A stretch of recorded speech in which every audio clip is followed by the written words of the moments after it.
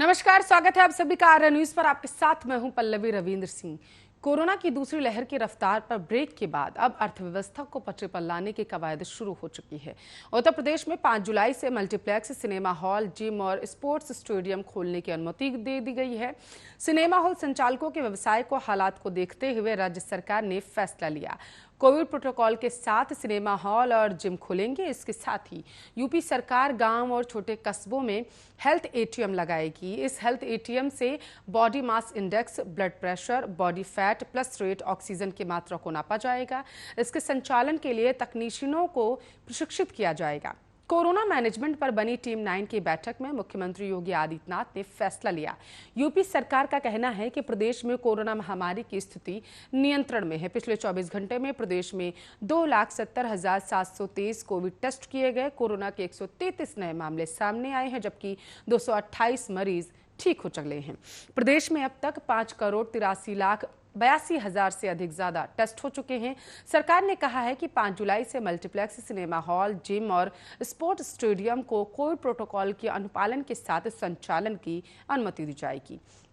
Covid के कारण cinema hall संचालकों के व्यवसाय पर असर पड़ा है। उनकी जरूरतों और समस्याओं पर सहानुभूतिपूर्वक विचार किया जाएगा। सरकार ने कहा है कि गांव, छोटे कस्बों में हेल्थ एटीएम लगेगा। इससे लोग body mass index, blood pressure, metabolic age और body fat, hydration, pulse rate, height, muscle mass, शरीर का तापमान, शरीर में ऑक्सीजन की मात्रा, वजन सहित कई पैरामीटर की जांच कर सकते हैं।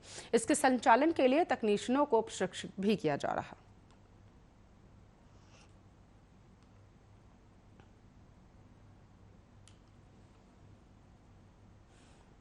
खबरों में आगे बढ़ेंगे, लेकिन उससे पहले उत्तराखंड से इस वक्त की जो सबसे बड़ी खबर आ रही है वो आपको बता देते हैं कि सीएम तीरथ सिंह रावत ने अपना इस्तीफा बीजेपी के आलकमान को सौंप दिया है। उत्तराखंड के सीएम हैं और आपको बताते चले मौजूदा तीरथ सिंह रावत ने गवर्नर से समय मांगा है। गवर्नर से बात करने के लिए, आगे की रणनीति के लिए समय मांगा है। नए सीएम के लेकर नामों पर भी चर्चा हो सकती है। धन सिंह रावत, पुष्कर धामी नए सीएम की रेस में शामिल हो सकते हैं। आपकी जानकारी के लिए आपको बताते चले त्रिवेंद्र सिंह रावत को हटाए जाने के बाद हाल ही में तीरथ सिंह रावत को उत्तराखंड की कमान सौंपी गई थी और उसके बाद इस वक्त की जो बड़ी खबर है वो ये है कि तीरथ सिंह रावत ने अपना इस्तीफा जेपी नड्डा को सौंप दिया है। आज ही आपको बताते चले तीरथ सिंह रावत के साथ साथ बीजेपी के 2 दिग्गज नेता उत्तराखंड के दिल्ली तलब किए गए थे, दिल्ली में मौजूद थे।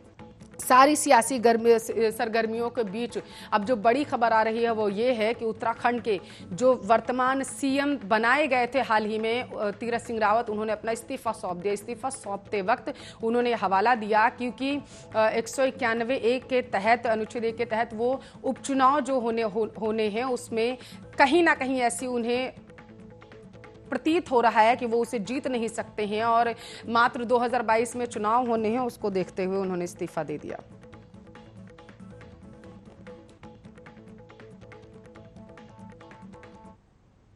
चलिए खबरों की तरफ रुख करते हैं। मेरठ की बात करेंगे। मेरठ में वीवो कंपनी पर पुलिस ने शिकंजा कसना शुरू कर दिया है।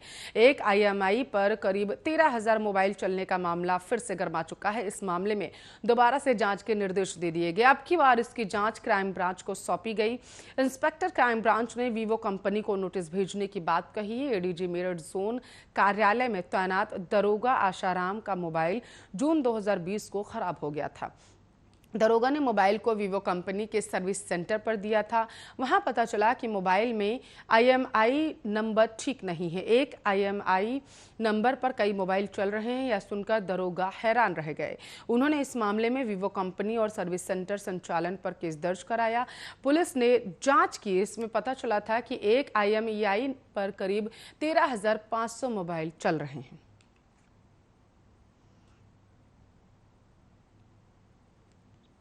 तो चंदौली जिले के सवैया गांव के समीप शुक्रवार की दोपहर तेज रफ्तार का कहर नजर आया है। बेकाबू कार ने सड़क के किनारे पैदल चल रहे 2 लोगों को रौंद डाला। घटना के बाद भागने के चक्कर में रोड के किनारे लगे एनएचआई बोर्ड में टकरा कर कार पलट गई। कार की टक्कर से रमाऊपुर और फतेहपुर निवासी 2 लोग गंभीर रूप से घायल हो गए हैं। वहीं कार में सवार 3 लोग भी घायल बताए जा रहे हैं। इधर मौके पर जुटे लोगों ने कार सवारों के साथ मारपीट भी की।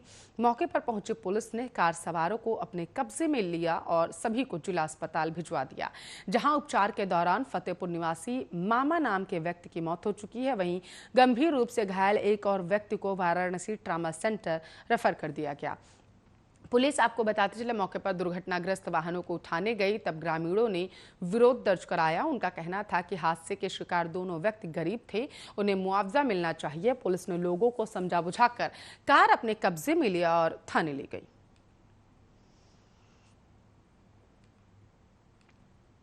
चलिए अगली खबर प्रयागराज से आ रही है, जहां गंगा जल से बनी कोविड-19 की वैक्सीन के क्लिनिकल ट्रायल की अनुमति देने की मांग में इलाहाबाद हाईकोर्ट में याचिका दाखिल की गई। कोर्ट ने याचिका पर Indian council for medical research और भारत सरकार की एथिक्स कमेटी सहित अन्य सभी पक्षकारों को नोटिस जारी कर अपना पक्ष रखने का निर्देश दिया है।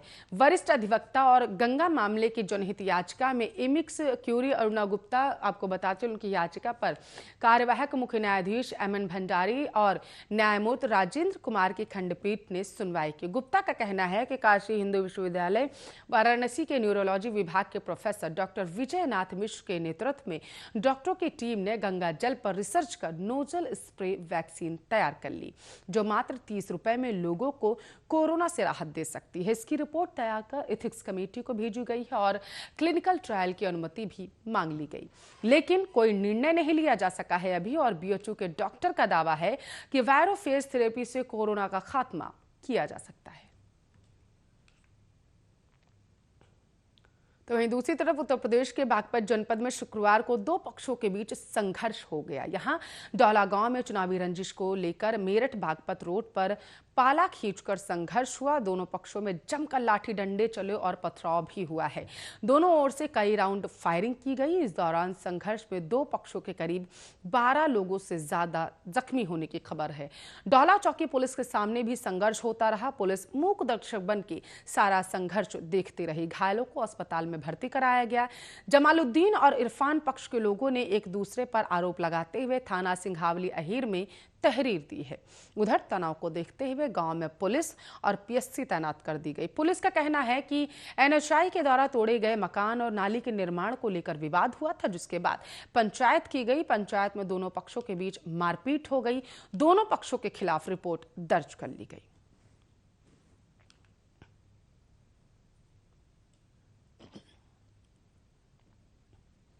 खबर प्रयागराज से है, जहां राज्यसभा सदस्य और आम आदमी पार्टी के प्रदेश प्रभारी सांसद संजय सिंह इलाहाबाद विश्वविद्यालय में छात्र संघ बहाली का मुद्दा सदन में उठाएंगे।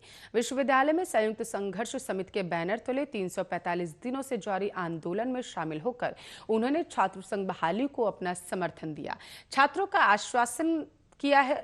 को आश्वस्त किया है कि इस संघर्ष में पूरी तरह से उनके साथ है। संजय सिंह और छात्र संघ भवन के सामने जारी आंदोलन में शामिल होने पहुंचे सांसद संजय सिंह ने कहा कि छात्र संघ संविधान से प्रदत्त छात्रों का संवैधानिक अधिकार है, इसे कोई भी प्रशासन या शासन नहीं छीन सकता। उन्होंने आश्वासन दिया कि वह इस तरह के अहिंसावादी आंदोलनों के साथ हमेशा खड़े हैं और जैसे ही सदन चलेगा छात्र संघ बहाली का मुद्दा उठेगा।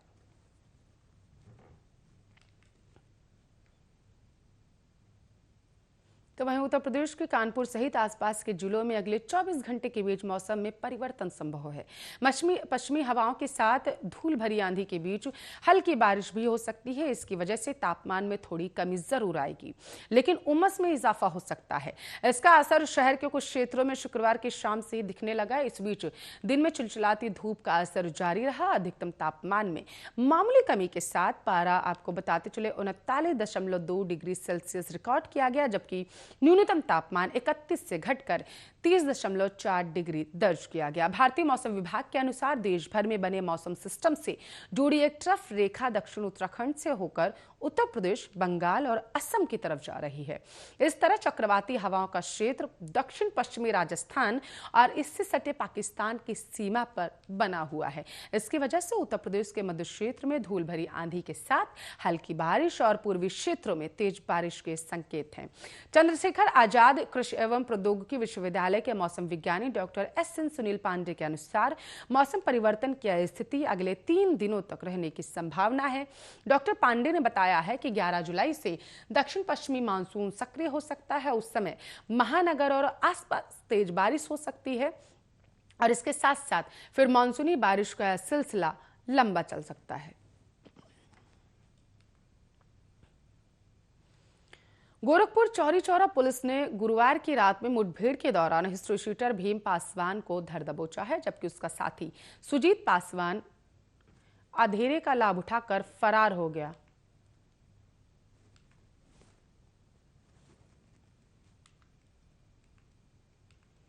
चले संगम नगरी प्रयागराज में जिला पंचायत अध्यक्ष पद पर बीजेपी और समाजवादी पार्टी के बीच सीधी लड़ाई है। यहां दोनों ही पार्टियों ने जीत के लिए पूरा दमखम लगा रखा है। जीत के लिए हर हथकंडे अपनाए जा रहे हैं। ऐसे में माना जा रहा है कि सीधी लड़ाई में दोनों पार्टियों में नजदीकी मुकाबला और कांटे की टक्कर देखने को मिल सकती है। प्रयागराज में बीजेपी और सपा दोनों ही पार्टियां जीत के बड़े बड़े दावे कर रही हैं। हालांकि दोनों में से बहुमत किसी के पास नहीं। दोनों उम्मीदवार बहुमत के आंकड़े से काफी पीछे हैं। ऐसे में जो भी उम्मीदवार निर्दलीय और दूसरी पार्टियों के ज्यादा से ज्यादा सदस्यों को अपने पाले में लाने में कामयाब होगा, जीत का सेहरा उसी के सिर बंधेगा। प्रयागराज में बीजेपी ने पार्टी के पुराने नेता और चिकित्सा और शिक्षा क्षेत्र से जुड़े पूर्व additional CMO doctor VK Singh को अपना उम्मीदवार बनाया है, जबकि समाजवादी पार्टी ने दिग्गज नेता राममिलन यादव की बेटी मालती यादव को टिकट दिया। चुनाव में दलीय निष्ठा की दुहाई देने के साथ ही जोड़ तोड़ धनबल और बाहुबल का भी जमकर प्रयोग हो रहा।